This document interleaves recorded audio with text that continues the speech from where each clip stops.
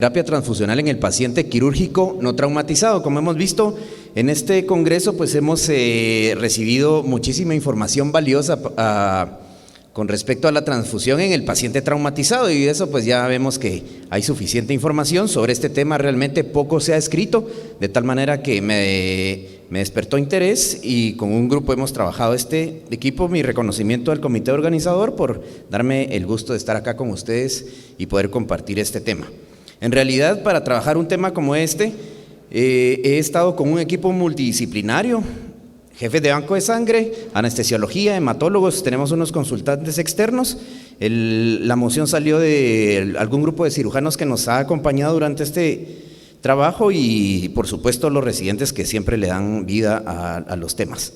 Entonces, el cirujano, aun cuando tiene procedimientos que son electivos, que son planeados, también hay hemorragia importante, aun cuando todo esto se supone que está en un ambiente controlado, pero pues todos sabemos que la cirugía es así. Revisemos algunos datos de medicina basada en evidencia con respecto a la terapia transfusional, y vamos a ver acá un artículo de medicina intensiva en el cual dice actualización de anemia y terapia transfusional. Recordemos que la OMS puso como términos ya en los varones 13 o menos, y en las mujeres no gestantes 12 gramos, para que podamos decir que el paciente tiene anemia. Y la enfermedad ferropénica es la enfermedad con mayor prevalencia en el mundo, con un 25 a 30% en la población. Imagínense ustedes, en países desarrollados, no digamos si hiciéramos una tabla en nuestros medios, ¿verdad? En el paciente crítico, entonces, todas estas condiciones que están acá pueden confabular para que el paciente tenga la patología de anemia. Este esquema realmente lo que trato de enunciar, de enseñar acá, es de que procesos desde la función renal, el paciente quirúrgico que puede tener inflamación, sangrado o déficit nutricional, fármacos, el punto es que todo viene a dar a la médula ósea, y la médula ósea, cuando se depleta, entonces nos produce la anemia. Algunos otros mecanismos como hemodilución, supervivencia, pueden venir directamente a diluir al paciente y hacer la anemia. El objetivo del tratamiento, entonces, que nosotros quisiéramos tener es minimizar los síntomas y complicaciones sistémicas asociados a la hipoxia, mejorar la vida, la calidad y la supervivencia del paciente. Y recordemos que el umbral transfusional en pacientes normovolémicos sin patología cardiovascular deberíamos de tomarlo como 7. Comento esto porque nos dieron el numerito famoso de 10, y este fue una cuestión bastante empírica. Hemos buscado, hemos preguntado a bastantes profesionales a nivel internacional, y no hemos encontrado un dato objetivo que nos diga de dónde salió ese 10. Fue realmente un empirismo, pero nos lo metieron tan profundo que nos cuesta salir de él un poquito. Entonces, sabemos actualmente ya con medicina basada en evidencia que la estrategia transfusional restrictiva debería ser con límites de 7 a 9 gramos por decilitro.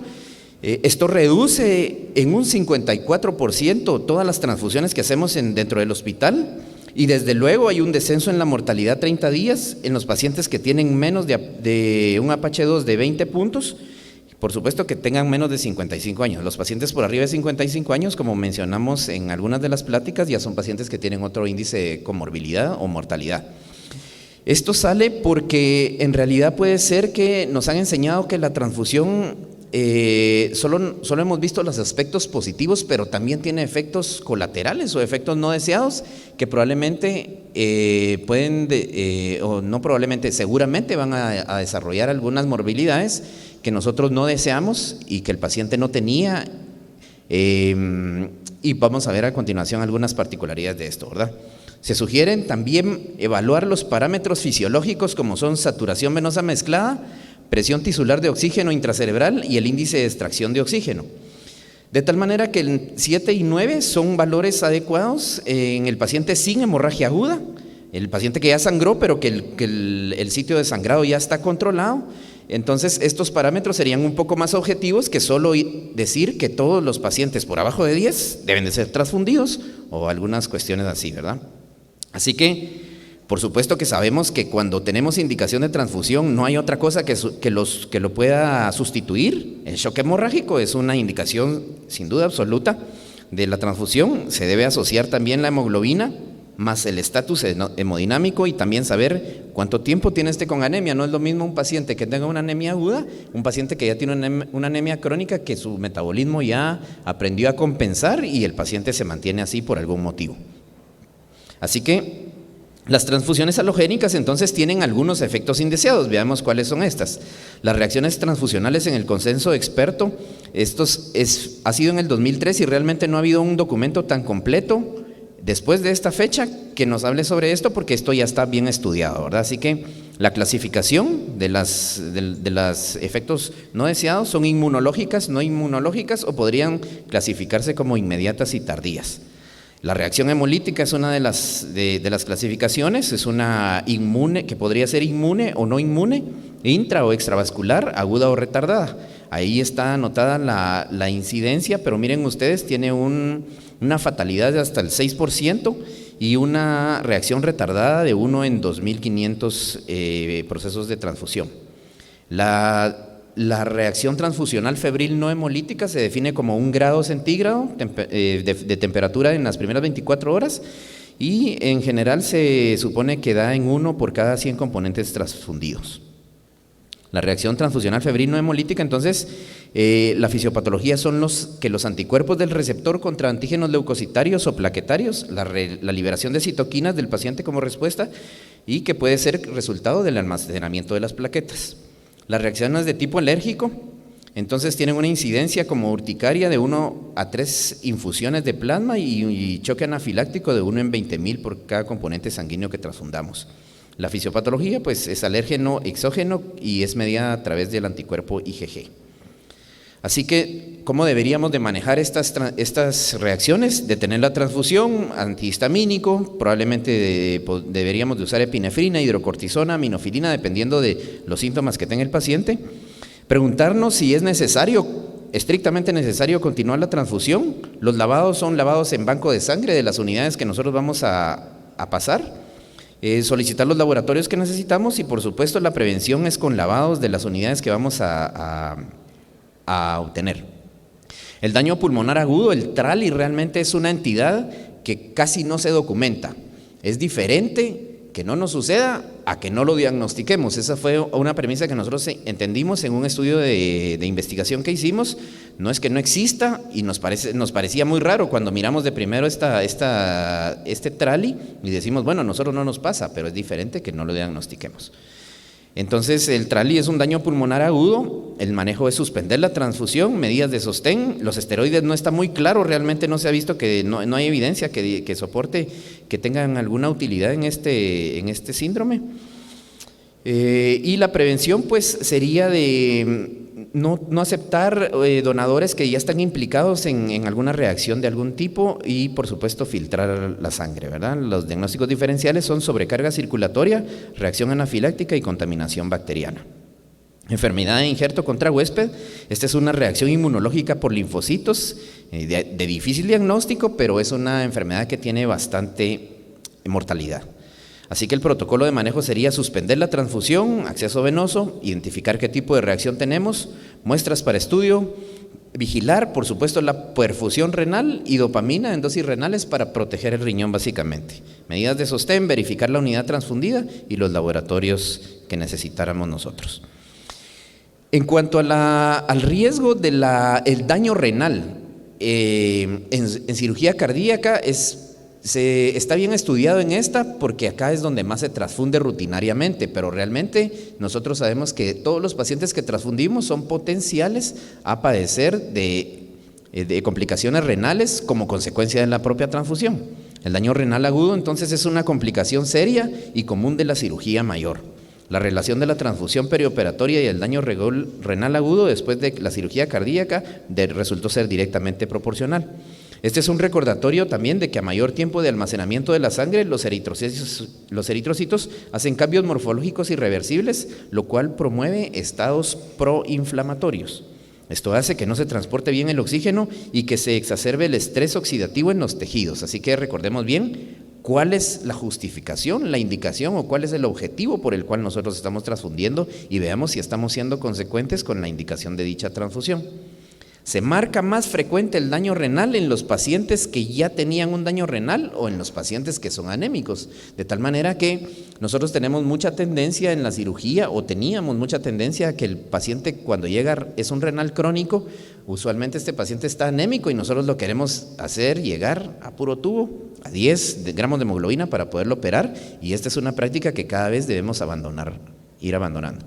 La conclusión de este documento es que la transfusión perioperatoria es un importante factor de riesgo para el daño renal con ese grado de evidencia que vemos ahí. De tal manera que cada vez que veamos una bolsa de sangre, siempre pensemos en cómo está la función renal del paciente antes de la transfusión y vigilemos bien cómo queda esa función renal después de la transfusión. Esta sería realmente una recomendación muy importante. Y siempre preguntémonos, ¿verdad? ¿Realmente este paciente necesita la transfusión? ¿Realmente estoy persiguiendo un objetivo que está basado en evidencia? Que a continuación vamos a revisar algunos de ellos. Y veamos si no hay otras alternativas, ¿verdad? Podríamos utilizar la alternativa de eritropoiesis, el tratamiento con hierro, la hemodilución permisiva, la autotransfusión o la hemostasia detallada en todos los procedimientos que nosotros hacemos, ¿verdad? Y acá un artículo que nos dice la relación que hay entre la transfusión y el síndrome de respuesta inflamatoria sistémico. Este artículo dice que la transfusión transoperatoria predispone al CIRS debido a alteraciones inmunológicas con ese nivel de evidencia. Está inducida por la hemólisis, la cual provoca reacciones sistémicas de las células humorales a través de los fagocitos, citocinas y otros. Si amerita la transfusión, siempre revisemos que la sangre sea lo más fresco posible, menor de 14 días. Algunos autores dicen que esto no siempre es sine qua non, porque las bolsas ahora vienen preparadas con tales compuestos que hacen durar bastante en la sangre, pero siempre hay un grupo de médicos, de científicos que dicen que siempre busquemos que la sangre sea mejor, más fresca y leucorreducida. Los laboratorios nacionales no hacen de rutina esto, los países desarrollados sí hacen la leucorreducción rutinariamente, pero acá nosotros debemos de pedir que sea leucorreducida para que nos lo hagan. Y veamos, en esta gráfica se resume mucho el resultado de este artículo. Veamos aquí donde dice pacientes que desarrollaron CIRS, y este es el número de pacientes, y aquí está el número de pacientes que fueron estudiados, y este es el número de bolsas transfundidas que se le aplicaron a los pacientes. Nos damos cuenta que hay una relación directamente proporcional entre la cantidad entre la cantidad de bolsas transfundidas y directamente proporcional con la cantidad de pacientes que hacen CIRS, ¿verdad?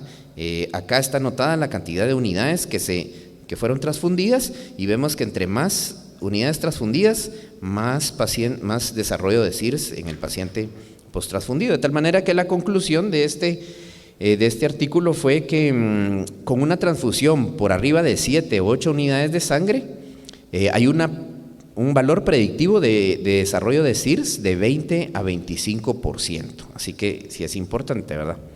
Las complicaciones entonces por terapia transfusional.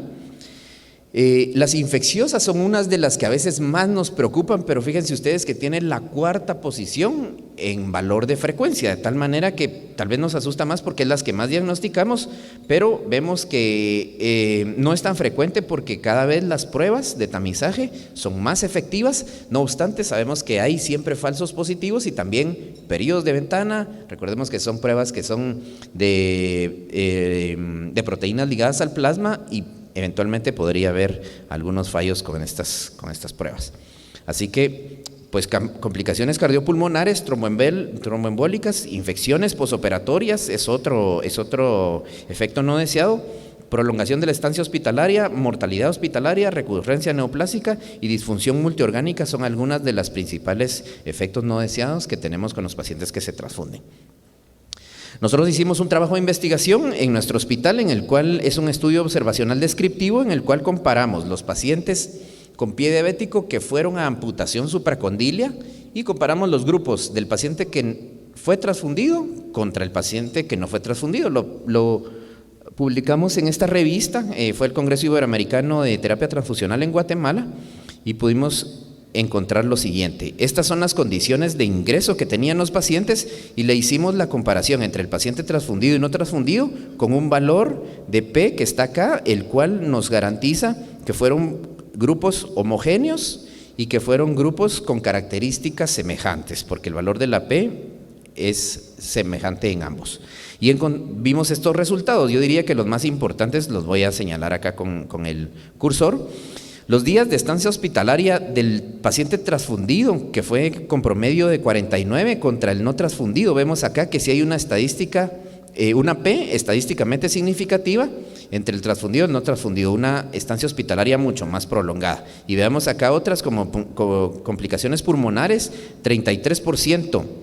En el paciente transfundido se presentaron complicaciones pulmonares y 0% en el no transfundido. Miremos otra como complicaciones infecciosas, 62% presentaron complicaciones infecciosas en el muñón y 3% en el paciente que no se transfundió, con una P estadísticamente significativa. Así que la conclusión de nuestro trabajo fue que la transfusión en el paciente en el perioperatorio que va a amputación está asociado con el aparecimiento de nuevas morbilidades en la evolución inmediata después de la cirugía, siendo estas en orden de frecuencia: la infección de herida operatoria, el aparecimiento de patologías pulmonares, morbilidades metabólicas y hemorrágicas, así como aumento de la creatinina sérica.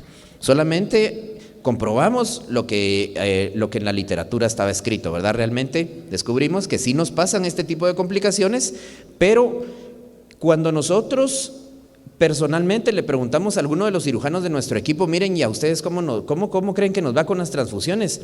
La respuesta siempre es la misma: mira, nosotros transfundimos muy poco y casi no tenemos complicaciones, pero si uno se pone bien pegado al paciente y realmente lo va estudiando, se da cuenta que sí hay reacciones transfusionales, pero que no están subregistradas realmente, ¿verdad? No las diagnosticamos.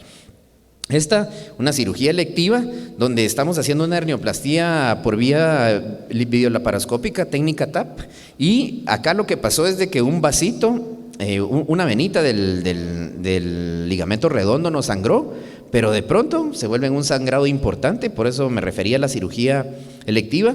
Cuando terminamos tenía esta cantidad, miren ustedes, ahí hay 700 cc. Por supuesto que también había bastantes jeringazos de agüita con una jeringa de asepto, pero uno se asusta y usualmente lo que uno hace con esto es transfundirlo, ¿verdad? Es casi la reacción que todos tenemos en mente, tratando de reponer esa cantidad que perdimos.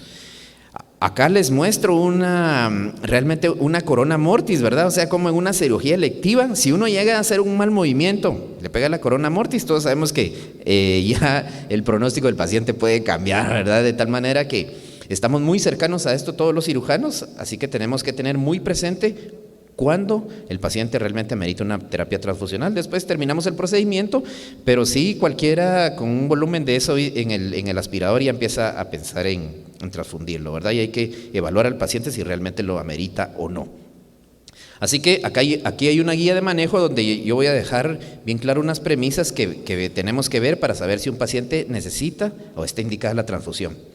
Todos los pacientes deben ser evaluados individualmente de acuerdo a sus propias condiciones. Y el 20% de todos los pacientes que llegan a un hospital ya padecen algún grado de anemia, así que no nos asustemos tanto de ver a un paciente con anemia, porque hay que ver cuánto tiempo lleva con esa anemia. En este documento se revisaron 4.856 documentos, de los cuales 508 fueron relevantes y eran estadísticamente con la clasificación grade adecuada. Y esta es la tablita que se utilizó para puntualizar las evidencias.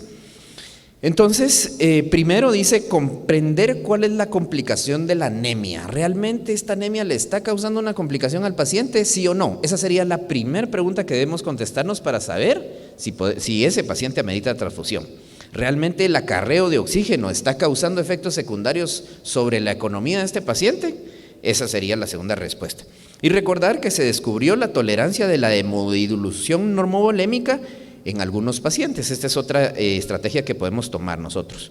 Los resultados de este trabajo, entonces, dice: para los pacientes menores de 55 años con Apache 2 menor de 20, La terapia restrictiva tuvo una mortalidad de 5.7% contra 13% de la terapia liberal.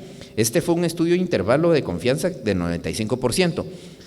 A los pacientes que no se transfundieron fue solamente porque eran pacientes testigos de Jehová. No es que hicieron un estudio experimental, sino que los pacientes testigos de Jehová pues no permiten las transfusiones.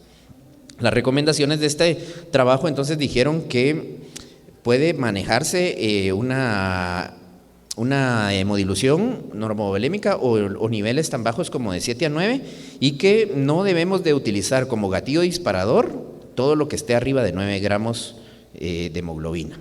Así que solo veamos este algoritmo y miremos, si el paciente está hemodinámicamente estable, sí, la hemoglobina está arriba de 9, este paciente por supuesto que no amerita transfusión. El paciente tiene algún síndrome coronario, una sepsis severa o una injuria neuronal, si no la tiene, entonces también podemos trabajarlo dentro del grupo permisivo, no amerita transfusión, pero si sí la amerita, aquí están las cuestiones por las cuales nosotros podríamos pensar en transfundir a este paciente, de tal manera que no es todos los pacientes que tienen abajo de 9 o 7, sino que deberíamos de buscar estas características. Así que la transfusión de células rojas no debería de ser utilizada como una estrategia en la ventilación mecánica si la hemoglobina está por arriba de 7 gramos por litro. Algunas veces decimos vamos a mejorar el transporte de oxígeno y lo transfundimos. Si el paciente está arriba de 7, no debería de tomarse esto como una estrategia. Cuando los hemocomponentes son necesarios, son insustituibles. Tampoco vamos a satanizar a la transfusión, ¿verdad? El mensaje aquí es utilizarla, pero con indicación clara.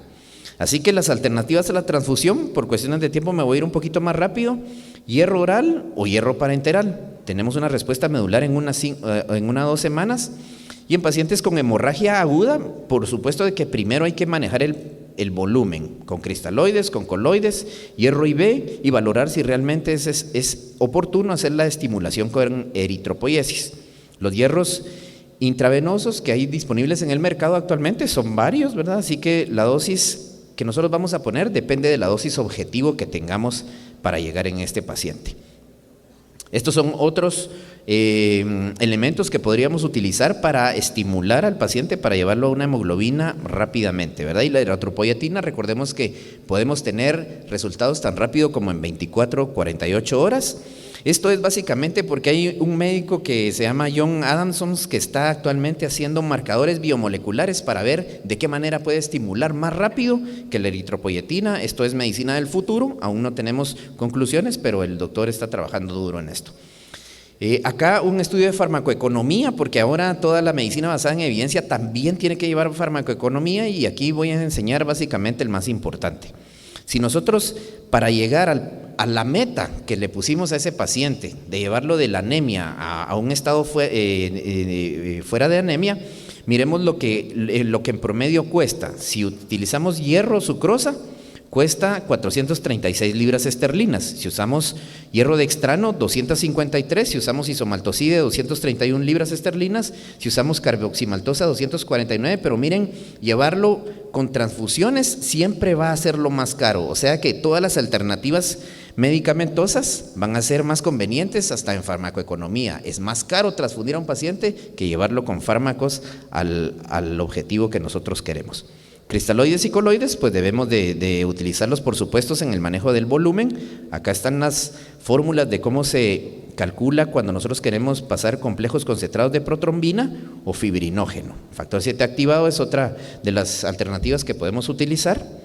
Algunas características sobre el hierro, las dosis de hierro que podríamos utilizar como máximos, y la eritropoyetina recombinante, que ya hablamos un poquito de esta, ¿verdad? Las dosis permitidas para eritropoyetina, que hay bajas, hay medias y hay megadosis de eritropoyetina. Cuando nosotros queremos que el paciente, por ejemplo, puede llegar un paciente con cáncer de colon y está sangrando. Nosotros, si le ponemos megadosis de eritropoyetina, podemos utilizar hasta 1200 unidades kilo por dosis, y se puede repetir en 48 horas. Una megadosis de eritropoyetina en un paciente puede elevarle a 1 o 2 gramos en 24 o 48 horas si uno la utiliza en esta proporción.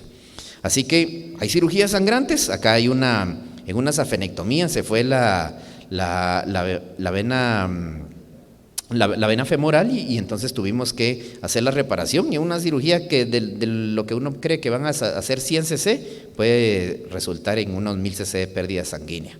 Un documento de consenso de latinoamericano de anemia en el paciente quirúrgico y o crítico, dice algunas, solo voy a leer las recomendaciones más importantes: saber que alcanzar o mantener los niveles de hemoglobina para disminuir la tasa de llevar al paciente a transfusión sanguínea aleogénica.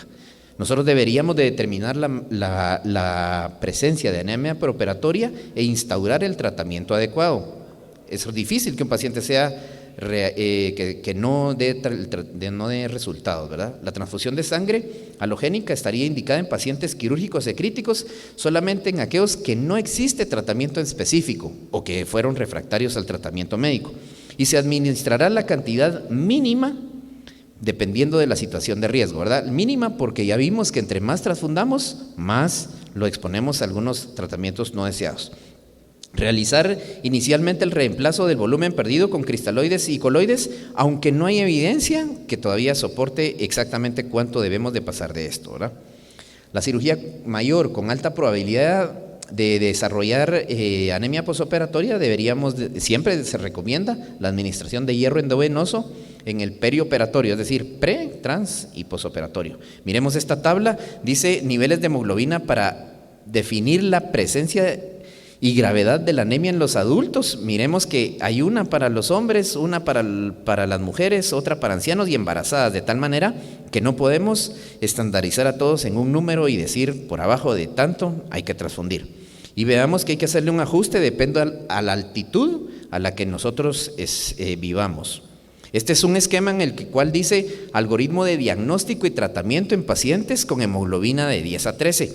Veamos que si nosotros tenemos una saturación de transferrina menor de 20, hay una cascada que se va del lado izquierdo, y una saturación de transferrina mayor de 20, pues son otros los síntomas, y ahí va diciendo en este esquema cuáles son los tratamientos posibles para este tipo de anemia. Estos son los umbrales de transfusión en pacientes quirúrgicos y o críticos. Veamos también que el paciente joven, el paciente crítico, tienen diferentes fronteras, llamémoslo así, que tienen riesgo de transfusión. Y este sería un esquema que sería el que más me gustaría dejar como mensaje hoy. La línea punteada a la izquierda indica cómo tomamos al paciente nosotros, con qué grado de hemoglobina, y la línea punteada indica lo que nos sangra en el transoperatorio. El rombo color rosado es el que es la probabilidad o el riesgo que nosotros tenemos de transfundir al paciente. Si se sale del rombo hacia la derecha, entonces acá es el sitio donde el punto donde ya nos está diciendo que deberíamos de transfundir a nuestro paciente. O sea que un paciente que viene con 14 de hemoglobina puede sangrarnos hasta 1000 cc durante la cirugía, que aún no está en la frontera de riesgo para que lo transfundamos, ¿verdad? De tal manera que sí deberíamos de practicar este esquema para saber hasta cuándo podemos dejar de transfundir a nuestro paciente. Por cuestiones de tiempo me voy a adelantar esto y voy a dejar el mensaje que necesitaba dejar con ustedes, que es esto, ¿verdad? Con uno de mis colaboradores estuve tratando de poner la mejor forma a esta frasecita, pero al final nos quedó en rima para que se queden de la mejor forma. La mejor transfusión es la que tiene indicación. Ese sería el mensaje para ustedes, colegas, y pues dejo acá también mi correo electrónico. En algo les puedo servir, pues con todo gusto, estoy a las órdenes.